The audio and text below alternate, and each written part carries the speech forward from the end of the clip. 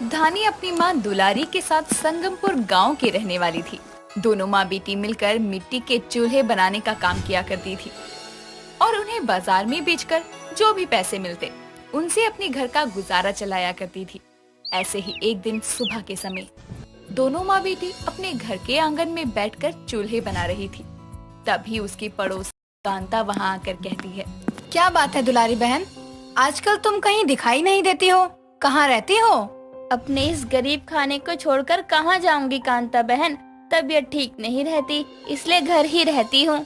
जब आराम करने की उम्र में काम करोगी तो ऐसा ही होगा ना। कितनी बार कहा है तुमसे, इतनी मेहनत मत किया करो। काकी अब तुम ही समझाओ माँ को। मैंने तो कितनी बार कहा है माँ से कि वो काम ना किया करे, मैं सब कुछ अकेले ही कर लूंगी, लेकिन माँ को मुझ पे भरोसा ही नहीं है। नहीं बेटी, मुझे तुझ पर भरोसा है कि तू अपना सारा काम अकेले संभाल सकती है, लेकिन बेटी हमारे काम में कितनी मेहनत है और इतनी मेहनत तू अकेले करेगी तो मुझे अच्छा नहीं लगेगा। माँ आप बहुत ज्यादा ही चिंता करती हो। वैसे बात तो सही कह रही हो दुलारी, मेहनत तो है तुम्हारे काम में। पहले चूल्हे को बनाओगी, फिर उसे बेचने जाओगी।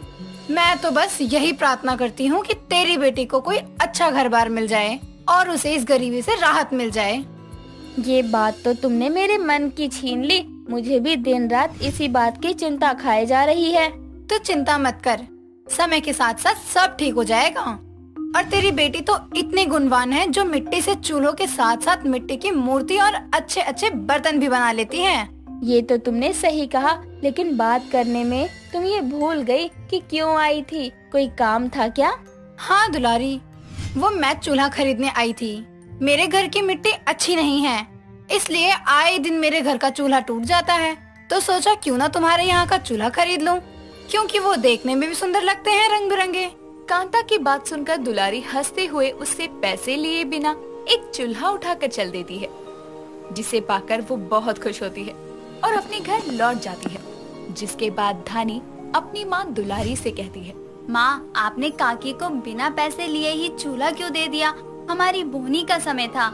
जानती हूँ बेटी, लेकिन पैसा ही हमेशा सब कुछ नहीं होता, इंसान का स्वभाव भी होता है। और वो झूठ बोल रही थी कि उसका चूल्हा टूट गया है, क्योंकि जब से उसकी बहू आई है तब से उसके यहाँ चूल्हे पर खाना ही नहीं बनता। सिर्फ पैसे देकर हमारी मदद करने आई थी वो। अच्छा, तभी आपने उनसे पैसे नहीं लिए? हाँ, क्योंकि मुझे अपनी मेहनत से जो मिलता है मैं उसी में खुश हूँ। ठीक है माँ, अब आप आराम करो, मैं अपने चूल्हों को लेकर बाजार जाती हूँ। समय हो गया है, शाम को मिलती हूँ आपको। लेकिन तू अकेले कैसे ले जाएगी बेटी? माँ आप चिंता मत करो, मैं चली जाऊंगी। धानी इतना कहकर अपने कुछ चूल्हों को लेकर बाजार में बेचने निकलती है। ऐसे ही समय बीतता है। समय के साथ दुलारी अपनी बेटी के लिए अच्छे घर का रिश्ता तलाश कर एक राजीव नाम के लड़के से उसकी शादी करवाती है और वो अपने ससुराल पहुंच जाती है। ऐसे ही कुछ समय बीतता है। तभी एक दिन सुबह के समय वो गार्डन में पौधों को पानी दे रही थी। तभी उसकी नजर गार्डन में मिट्टी से भरी बोरी पर जाती है, जिसे देखकर वो अपने आप से कहती है, कितनी अच्छी मिट्टी है ये, इसके चूल्हे कितने अच्छे बनेंगे। वैसे भी यहाँ पड़े पड़े ये मिट्टी खराब ही हो रही है, क्यों ना इसका इस्तेमाल कर लूँ मैं। वैसे भी अभी मेरे चूल्हा चढ़ाई की रस्म भी नहीं हुई है। जिस दिन चूल्हा चढ़ाई की रस्म होगी उसी दिन मैं अपने हाथों से बनाए इस चूल्हे पर खाना बनाऊंगी, सबको अच्छा लगेगा। धानी इतना कहकर उस मिट्टी से अपने चूल्हे चढ़ाई की रस्म के लिए चूल्हा बनाना शुरू करती है, जिसे बनाने के बाद बची हुई मिट्टी से वो भगवान की सुंदर सुंदर मूर्तियाँ बनाती है। कुछ समय बाद वो अपने कमरे में चली जाती है। तभी उसकी सास जानकी और ननद रुचि वहाँ आते हैं और कहते हैं, बहू तुझे यहाँ कोई परेशानी तो नहीं है ना? तू भी सोच रही होगी कहाँ तुझे हमने अपने घर में बंद कर रखा है। नहीं माँ जी, ऐसी कोई बात नहीं, मुझे कोई परेशानी नहीं है, मैं तो ठीक हूँ। भाभी आपके कपड़ों में मिट्टी कहाँ से लगी हुई है, जैसे कहीं मिट्टी में खेल कर आ रही हो। नहीं रुचि, ऐसी कोई बात नहीं है, वो ये मिट्टी गार्डन में लगी होगी, मैं पौधों को पानी देने गई थी। और रहने दे बहू, तुझे सफाई देने की कोई जरूरत नहीं है, ये भी तेरा ही घर है, तू जो चाहे वो कर सकती है। मैं बस इतना कहने आई थी कि कल तेरे चूल्हे चढ़ाई की रस्म है, तो समय से तैयार हो जाना। जी माँ जी। सभी आपस में बातें कर रहे थे। कि तभी राजीव वहाँ आता है और सबको एक साथ कमरे में खड़ा देखकर कहता है, ये कौन सी मीटिंग हो रही है मेरे कमरे में आप लोगों की? कहीं आप लोग मेरी बीवी को परेशान तो नहीं कर रहे ना? रहने दो भाई, आपकी बीवी हमारी भी कुछ लगती है। रुचि सही कह रही है, मैं तो बस चूल्हे चढ़ाई की रस्म के लिए बताने आई थी बहू को। हाँ माँ समझ गया, मैं तो बस थोड़ा मजाक कर रहा था। कल तू भी ऑफिस मत जाना, घर में बहुत काम होगा। जी माँ, जैसा आप कहें। ठीक है, अब तुम लोग भी आराम कर लो, सुबह जल्दी उठना है। जानकी इतना कहकर अपनी बेटी रुचि के साथ वहाँ से चली जाती है। अगले दिन सुबह सभी लोग जल्दी उठकर रस्मों की तैयारियों में लग जाते हैं। तभी थोड़ी देर बाद जानकी की पड़ोसने भी बहू को देखने उनके घर आती है। तभी जानकी अपनी बेटी रुचि से सबके लिए चाय बनाने को कहती है, जिस पर रुचि किचन में जाकर जैसे ही गैस ऑन करती है तो गैस ना जलने पर चेक करने पर उसे पता चलता है कि गैस खत्म हो गई है, जिसे सोचकर वो बहुत परेशान होती है। तभी उसकी भाभी धानी वहाँ आकर कहती है, क्या बात है रुचि, तुम इतनी परेशान क्यों हो? भाभी गैस खत्म हो गई है और मुझे चाय भी बनानी है और अभी आपके चूल्हा चढ़ाने की भी रस्म है। आप कैसे बनाओगी खाना? कोई बात नहीं रुचि, तुम परेशान मत हो। गाँव कौन सा मैं गैस पर खाना बनाती थी, मैं चूल्हे पर बना लूंगी। भाभी लेकिन ये गांव नहीं शहर है और अभी यहाँ कहाँ से चूल्हा मिलेगा आपको? और आज तो हमारा सबके सामने मजाक बन ही जाएगा लगता है। ऐसा कुछ नहीं होगा, क्योंकि मुझे चूल्हा भी बनाने आता है और उस पर खाना भी बनाने आता है। तुम बस मेहमान को देखो, बाकी सब मैं बना कर लाती हूँ। धानी इतना कहकर वहाँ से चली जाती है और छत पर जाकर अपनी चूल्हे पर चूल्हे चढ़ाई की रस्म करती है और सारा खाना बना लेती है, जैसे पूरी, सब्जी, खीर, और लाकर किचन में रख देती है। जिसके बाद वो तैयार होकर अपने कमरे में बैठ जाती है। तभी उसकी सास जानकी वहाँ आती है और उसे लेकर बाहर आती है। रुचि से अब मेहमानों को खाना लगाने को कहती है, जिस पर वो डरते हुए किचन में जाती है और सारे खाने की चीजें बनी हुई देखकर बहुत खुश होती है और अपने मन में कहती है, क्या बात है, भाभी ने तो इतनी जल्दी सब कुछ बना दिया। आज भाभी ने हमारे घर की इज्जत बचा ली। मेहमानों के जाने के बाद मैं माँ को भाभी के देसी चूल्हे के बारे में बताऊंगी। अभी तो पहले ये खाना लगा दूं बाहर।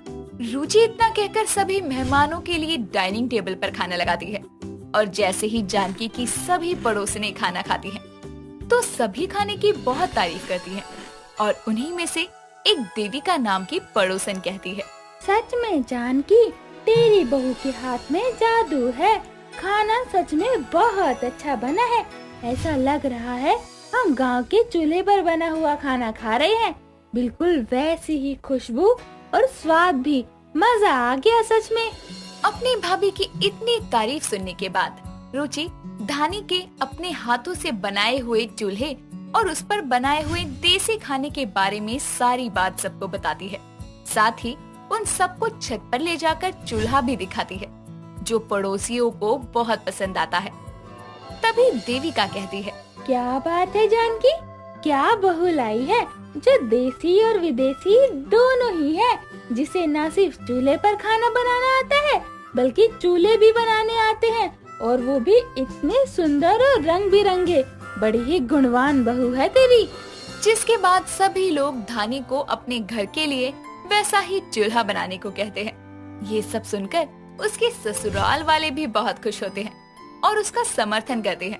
इस तरह से धानी के हुनर को गांव के साथ साथ शहर में भी मान सम्मान मिलता है और वो शहर में भी घर से ही अपना चूल्हा बनाने का और बनाकर बेचने का काम शुरू करती है।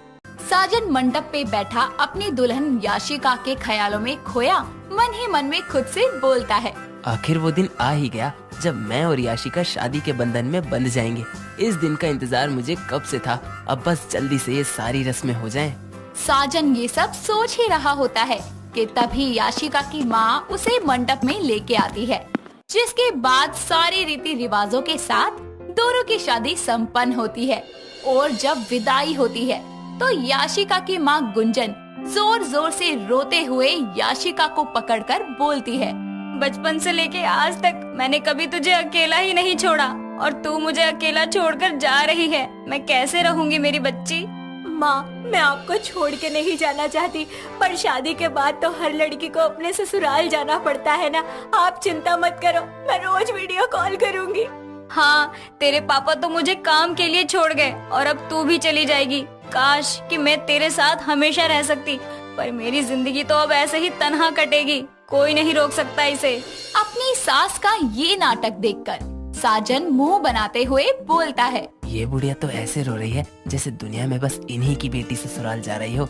सासू माँ, आप रो क्यों रही हैं? याशिका कौन सा आपसे कोसों दूर जा रही है? यहीं बस आधे घंटे की दूरी पर तो मेरा घर है, जब मन करे आ जाइएगा। साजन, मुझसे माँ के ये आंसू देखे नहीं जाते, क्या हम उन्हें अपने साथ नहीं ले जा सकते प्लीज? ये सुनकर गुंजन और जोर जोर से रोने लगती है और उसे यूं रोता देखकर याशिका भी रोने लगती है और उन दोनों माँ बेटी को यूं दहाड़े मारकर रोता देखकर साजन को पत्नी के साथ साथ अपनी सास का गृह प्रवेश भी घर पर कराना पड़ता है। ऐसे ही समय गुजरता है और एक दिन साजन याशिका के साथ हनीमून के लिए निकलने वाला होता है कि तभी सामने से अपनी सास को बड़ा सा बैग लिए खड़ा देखकर बोलता है, सासू माँ, आप अपने घर वापस जा रही हैं क्या? सही है, मैं आपको रास्ते में ड्रॉप कर दूंगा, चलिए। अरे भला मैं क्यों घर जाने लगी, मैं तो तुम दोनों के साथ जा रही हूँ। क्यों याशिका बेटी? हाँ जी, माँ हमारे साथ चल रही है। तुम्हारी माँ को कबाब में हड्डी बनने का शौक बचपन से था या ससुर जी के दूर जाने के बाद से ये बोरा गई हैं? अरे भला ये हमारे हनीमून पर क्या करेंगी? अरे तो मैं क्या करती, अब माँ का बहुत मन था घूमने का, वो बार बार बोल रही थी तो मैं मना नहीं कर पाई। ये सुनकर साजन की सारी एक्साइटमेंट धरी की धरी रह जाती है, जिसके बाद वो अपना फोन लेकर किसी से बात करने का नाटक करते हुए बोलता है, क्या अभी? पर ठीक है, मैं 15 मिनट में वहाँ पहुँचता हूँ। क्या हुआ जी, किसका फोन था? कहाँ जा रहे हैं आप? सॉरी आशिका, बॉस का कॉल था, अचानक से कोई मीटिंग आ गई है तो मुझे जाना पड़ेगा। पर ऐसे कैसे दामाद जी, हमें तो घूमने जाना है। साजन अपनी सास की बात सुने बिना ही जल्दी से वहाँ से निकल जाता है। ऐसे ही कुछ दिन बीत जाते हैं और अपनी सास की वजह से साजन याशिका के साथ अकेले में टाइम नहीं बिता पाता। ऐसे ही एक दिन वो देर रात को घर आता है और फ्रेश होकर अपने कमरे में जाता है, जहाँ बेड पर कोई चादर तान के सो रहा होता है, जिसे याशिका समझकर वो बोलता है, लगता है आज मैं याशिका के साथ रोमांटिक रात के मजे ले पाऊंगा। अब तक तो सासू माँ भी घोड़े बेचकर सो गई होंगी। थैंक यू गॉड, मुझे थोड़ी सी खुशी देने के लिए। इतना बोलकर वो उसके पास जाता है और उससे लिपटकर बड़े ही प्यार से बोलता है, जान, तुम सो गई क्या? अरे याशिका, न्यू वेडिंग कपल इतनी जल्दी थोड़ी सोते हैं। चलो अब उठ जाओ और मुझे एक स्वीट और टाइट सा हक दे दो जान। जान, उठो भी। इतना बोलकर वो चादर हटाता है और वहाँ अपनी सास को देखकर हैरानी से गिर जाता है और जोर से चिल्लाते हुए बोलता है, आप सासू माँ, मेरे कमरे में मेरे बेड पर क्या कर रही हो? उसकी आवाज सुनकर याशिका भी कमरे में जाती है और साजन को जमीन पर पड़ा देखकर बोलती है, जी क्या हो गया, आप इतने जोर से क्यों चिल्लाए और ये जमीन पे क्यों सो रहे हैं? पहले तुम ये बताओ, सासू माँ हमारे कमरे में क्या कर रही हैं? अरे वो माँ के कमरे का एसी काम नहीं कर रहा था और बिना एसी के उनको नींद नहीं आ रही थी, तो वो मेरे कमरे में सो रही थी। इतने में गुंजन भी उबासी लेते हुए उठ जाती है और बोलती है, अरे याशिका, तू यहाँ और दामाद जी जमीन पे बैठकर क्या ढूंढ रहे हैं? खैर छोड़ो, अभी जब मैं सो रही थी तो मुझे ऐसा लगा कि किसी ने मुझे कस के पकड़ लिया हो और मुझसे बोलने लगा कि जान, हग वगैरह ऐसा कुछ। सासू माँ, शायद आप सपना देख रही होंगी। जिसके बाद साजन और याशिका वहाँ से चले जाते हैं और अगले दिन साजन अपने ऑफिस के कैबिन में सो रहा होता है। तभी वहाँ उसका दोस्त नवीन आकर उसके सर पर मारते हुए बोलता है, अबे साले, रात में कौन सा जगराता करता है जो ऑफिस के टाइम पर भी कराटे मार रहा है? अरे यार सोने दे, घर में वो बुढ़िया सोने नहीं देती, यहाँ तू परेशान कर रहा है। साला जब से शादी हुई है जिंदगी के तो लग रखे हैं। बुढ़िया? कौन बुढ़िया? अरे मेरी सास। लोगों को शादी में दहेज, बंगला, गाड़ी, कैश, कपड़े, न जाने क्या क्या मिलता है, पर मुझे दहेज में ये सब छोड़कर सास मिली है जिसने मेरी रोमांटिक लाइफ की ऐसी की तैसी कर रखी है। और कल तो बुढ़िया जाकर मेरे बेडरूम में सो गई और मैं हॉल में पंखे की हवा में करवटें ही बदलता रहा। ये सास नाम की बला इतनी खतरनाक होती है क्या? बेटा, एक दिन मेरे घर में रहकर देख, पागल होकर अपना सर न खुजाने लगे तो बोलियो। चल अब जा, काम भी करना है वरना बॉस की भी सुननी पड़ेगी। जिसके बाद नवीन वहाँ से चला जाता है और साजन अपना काम खत्म करके शाम को जब अपने घर जाता है तो देखता है कि उसकी सास सोफे पर लेटी हुई है और याशिका उसके पास बैठी है। ऐसे देखकर साजन खुद से बोलता है, कहीं सासू माँ अपनी आखिरी सांसें तो नहीं गिन रही?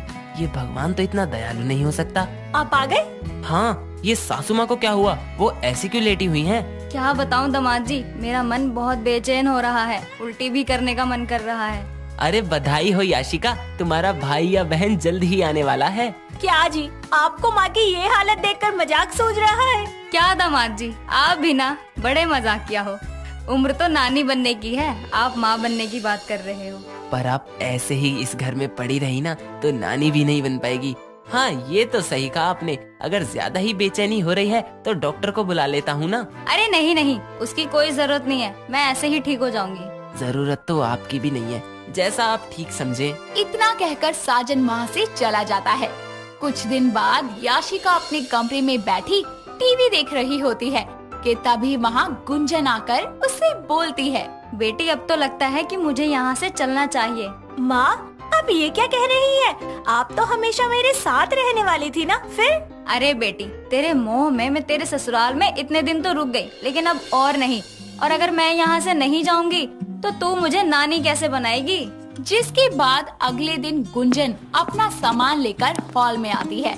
साजन उसके सामान को देखकर बोलता है, क्या बात है सासू माँ, कहीं आप हरिद्वार तो नहीं जा रही? ऐसा ही समझ लीजिए दामाद जी, अब आपको और मुझे इस घर में झेलना नहीं पड़ेगा। सासू माँ, आपके कहने का वही मतलब है ना जो मैं समझ रहा हूँ। बिल्कुल दामाद जी। माँ, मैं आपके बिना कैसे रहूंगी? नहीं याशिका, अब तुम कोई नौटंकी करके सासू माँ को मत रोक लेना। इससे पहले सासू माँ का मन पलटी खा ले, मैं ही इनको घर तक छोड़ाता हूँ। चलिए चलिए सासू माँ, मैं आपको ड्रॉप कराता हूँ। हाँ हाँ दामाद जी, थोड़ा सब्र रखिए, कम से कम अपनी बेटी को गले तो लगाने दीजिए। जिसके बाद गुंजन याशिका को गले लगा लेती है और साजन उसके पैर छूता है। जिसके बाद साजन गुंजन का सामान लेता है और अपनी सास को वापस भेजने के लिए उसके साथ चला जाता है।